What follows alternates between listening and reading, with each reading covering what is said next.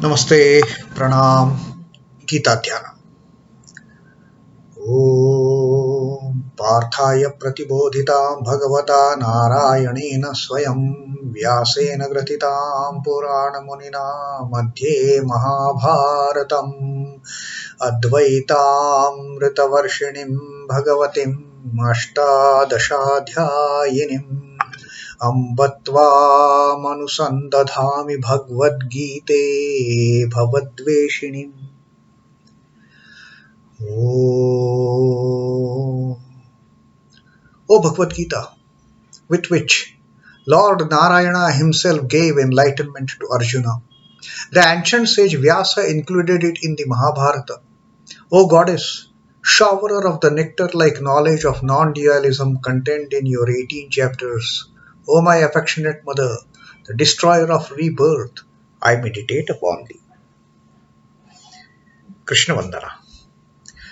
Vasudeva Sutam Devam Kansachanuramardanam Devaki Paramanandam Krishnam Vande Jagadguru. Son of Vasudeva, the slayer of Kansa and Chanur, extreme delight for Mother Devaki, O Lord Krishna, the supreme teacher of the universe, my salutations to you. Srimad Bhagavad Gita, the 9th Adhyay of the Rajavidya Rajaguhya Yoga.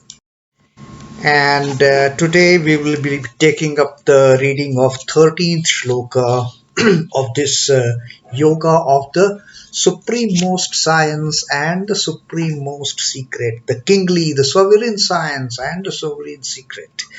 The last two verses that we read, 11th and 12th, Sri Krishna told us about the nature of the kind of those ignorant ones who don't realize the divinity of the Lord as such. Sri Krishna says, people look at my human form and they consider me to be just an ordinary human being like them.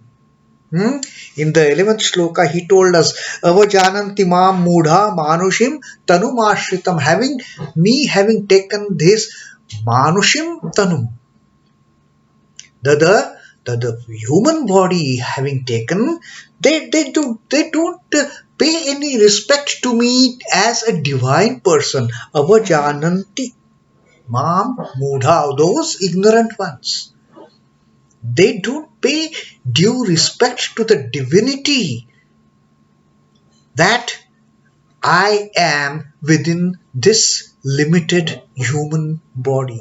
They think I'm just an ordinary human being. And param bhavam ajananto mama bhuta maheshwaram. And they don't realize that I am the principle behind all this creation. I am the Supreme Lord. I am the Maheshwaram of these bhutas, of this creation. They fail to understand that eternal truth.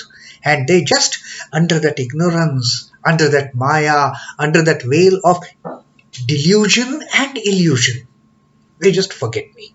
And then Sri Krishna in the 12th slok that we read last, he further give a description of these kind of people. What are their tendencies? What are their demonic tendencies for that matter? Sri Krishna says, Moghasha mogha karmano mogha jnana vicetasaha. Now these are the four qualities of these type of people. Moghasha, the vain hopes. This will happen, that will happen. They have got all those hallucinations. I will have this, I will have that. All the wrong hopes. All the impermanent, ephemeral hopes. All the vain hopes. And mogha karmana, all their activities also in vain. They are not at all putting their efforts in realizing what is the real truth. Instead, they are running after the mirage. They are running after that,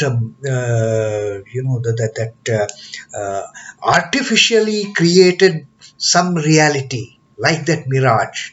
And like the deer thinking that that is the real body of water, they run after it. Likewise, human beings, vritha, they run, they get engaged themselves in the activities, mogha karma. moga karmanaha, vain activities, vain works. What are they going to achieve doing all these things? Do they think they are going to gain great name and fame and monies, and everything is impermanent? They don't seek the permanent. That is the problem. And therefore Krishna says, Mogha karmanaha. Then Mogha jnana. Have they even get the perfect knowledge? No. It is a vain knowledge that these people get. So that is the reality of the three types of the chases that these people are busy after. They are busy after chasing false hopes. They are busy after chasing false actions, false works. They are busy after chasing false knowledge. And in the process, they are vichetasaha. They have no power of discrimination. They have no power of understanding, of judging what is right, what is wrong. And that chetana, that power of discrimination having gone haywire, they don't know whether what they are doing is right or wrong. Just feel like doing something and they go after it. And then Sri Krishna, he describes such people in the two tendencies of Rakshasi and Asuri. Those who are predominantly driven by the Raja Yoga, by the Rajasa. And those, they are predominantly driven by the tamas, the Rakshasi and the Asuri personalities. So these type of people, prakṛitim mohinim shritaha, they are deluded by this elusive power of the Lord. They are always under that delusion. That mohini, the great, charming, delusive power of the great Lord is always keeping them in that nature, of driven by Rajas, the Rakshasas, or driven by Tamas, the Asuras. So this is the type of people that Sri Krishna had categorically told us. He has clearly told us that these are the people who don't know the divinity in the human bodies. They are just driven by the false notions.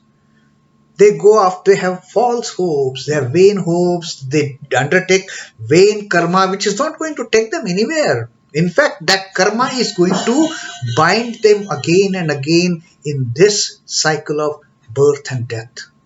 There is no mukti for them. They think they are doing great works, but it is mogha karmanaha. It is of no use. And the knowledge that they gain also is of no use. It is mogha jnana. So that is what happens with these people who never try to realize the divinity which is dwelling in these bodies. Now, Sri Krishna is telling about the other type of people. Those who try to understand what is the divinity. The seekers of truth. The mumukshu category. That is what Sri Krishna is telling us about. mahātmānas tu māṁ pārtha daivīṁ prakṛitim āśhritāḥ bhajantyananya-manaso jñātvā bhūtādim avyayam. Mahatman. Now Sri Krishna is talking about the great souls. mahātmānaha. Those great souls. Those enlightened souls. What they do, unlike these two categories of people that Sri Krishna told us in the previous shloka. Sri Krishna says, mahātmānaha tu māṁ partha, O Partha. But the Mahatmans, the realized souls, the enlightened souls, daivīṁ prakṛitim āśhritāḥ. They take refuge. They take refuge in the daivīṁ prakṛitim, in the divine nature. Divine nature of whom? Divine nature of me. Sri Krishna says, those great souls, they take refuge in me. They know what is divinity. which is within this human body. Maybe the human body is the limitation for that matter, but then the Lord has taken form in this human body to enlighten the devotees. Those who are devotees, those who are great souls, those who have started walking on this path of liberation, on this path of illumination, they realize the true nature of the Lord, although it is constricted, restricted, limited within this human body. They know the incarnations. So Sri Krishna says that these great souls, they take refuge in me. Mam daivīṁ prakṛitim āśhritāḥ. These great souls, partaking of this divine nature of me, they take refuge in me. And bhajantyananya-manaso. Again Sri Krishna is talking about that ananya-manasaha, the single-pointed concentration, single-pointed focus, the wholehearted focus. They pray to me, bhajantaha, bhajantya ananya-manasaha, with unwavering mind. The moment they start worshipping me, they start praying to me, they do it with unwavering mind, unswerving mind. Then their mind doesn't think of any of these worldly things. Unlike the other two types of people who don't, first of all, they don't realize the divinity, they don't recognize, pay any due respect to the divinity within that human body which is dwelling, the divinity that is dwelling in that human body. They have no regard for it. But the Mahatmans, the great souls, the evolved souls, understanding the divinity within this body, they take refuge in the Lord. And then with single-pointed devotion, they start worshipping. And jñātvā bhūtādim avyayam. And they also, having known jñātvā bhūtādim avyayam, that bhūtādim is, bhuta is beings. Bhūtādim, I am the source of beings. And how is my nature? Avyayam, I am immutable, I am imperishable, I am indestructible. So Sri Krishna says that is the type of another category of people who worship me, who try to know me, who try to understand what is actually the ultimate truth, what is the eternal truth. And then having realized my divinity, having realized my divine nature, daivīṁ prakṛitim, having realized these great souls, they take refuge in me. Mam āśhritāḥ. Having realized the daivī prakṛitim, these Mahatmans, they take refuge in me, and one-pointed devotion, that ananya-manasaha, that is a very critical factor as far as devotion to the Lord is concerned. When we are praying to the Lord, when we are surrendering ourselves to the Mother, to the ultimate divine being, let us not carry any other baggages with us. What is happening here? What is happening there? What is happening in my family? What is happening in my neighborhood? What is happening in Russia and Ukraine? Why carry all those baggages? Then at that point of time, it is only single-pointed devotion to the Lord. Bhajante ananya-manasaha. Jñātvā, having understood that bhūtādim avyayam, I am the source of all beings and I am the imperishable source of all beings. Not going to be changed.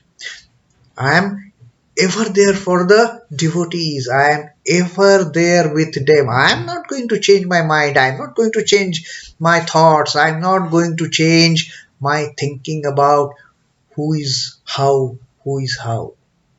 I'm not going to see anything. I'm just going to look at the devotee as a devotee and I'm going to love him. That is what Sri Krishna says. The Lord is imperishable. The Lord is immutable. The Lord doesn't change. Like our whims and fancies, we keep on changing. Today we love somebody. Tomorrow we start hating somebody. Then we are jealous of that somebody. See how many changes they keep on happening within us. How much vyaya that happens within us. But the Paramatman, the Ishvara, he is avyaya. And he is the bhūtādim. He is the eternal source of all the beings. The Lord is the eternal source of all the creations, in spite of the fact that he has told us that he is not involved in it. Under his presidentship, under his adhyakshata, creation comes forth. But he is not responsible. But still, again he is saying here, bhūtādim avyayam. I am the source of all beings. I am the immutable, imperishable, indestructible, unchangeable source of all beings. The permanent reality is the only Lord. So that is what Sri Krishna in this 13th shloka has told us about the Mahatmans, about the great souls, about the evolved souls. Maybe we have not reached that stage. So let us try to emulate the teachings, let us try to follow the teachings of Sri Krishna and try to get into that slot of Mahatmans, of understanding the divine nature of the Lord, surrender ourselves at his holy feet and bhajantyananya-manaso, and worship him with the unstinted devotion, with unswerving mind. Let the mind not go here and there while worshipping the Lord, while worshipping the Mother. And let us always keep at the back of our mind. Let us always have this knowledge. Let us always have this realization that the Lord is the imperishable source of all this creation. That is, let us not go by the externals of the creation, but what is behind this creation, what is dwelling in this creation, this entire creation. That is the Lord. So let us all worship the Lord with one-pointed devotion, with the one-pointed single focus of the mind, and reach that stage which Sri Krishna wants us to take. Om Namo Bhagavate Vasudevaya. Sri Krishna Arpanamastu. Jai Sri Ramakrishna. Jai Thakur. Jai Ma. Jai Swami.